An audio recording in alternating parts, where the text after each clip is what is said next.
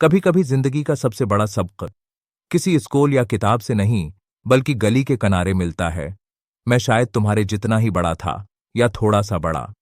एक दिन स्कूल से वापस आ रहा था, जब बाजार के कोने पर एक बच्चा बैठा नजर आया, जूता पॉलिश करने वाला। पाँव में चप्पल नहीं, कपड़े मेले और हाथ काले, लेकिन आंखों में चमक। मैं पास से गुजरने लगा तो उसने कहा, भाई साहब, जूते पॉलिश करवा लें, सिर्फ 1 रुपया। मैं रुक गया। मेरे जूते पॉलिश के मोहताज नहीं थे, लेकिन दिल उसकी तरफ खींच गया। मैंने बैठकर कहा, पॉलिश कर दो, लेकिन तुम थके हो, पहले पानी पी लो। उसने हैरत से मुझे देखा, जैसे किसी ने पहली बार उसे इंसान समझा हो। हमने एक साथ पानी पिया। उसने मेरे जूते पॉलिश किए और मैंने उसे 5 रुपए दिए। वो मुस्कुराया, लेकिन उसकी आंखों में आंसू थे। कहने लगा, भाई जी, लोग मेरे काम को छोटा समझते हैं, लेकिन आज पहली बार लगा कि मैं कुछ हूं।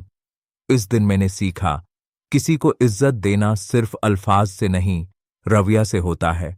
कोई काम छोटा नहीं, कोई इंसान कमतर नहीं।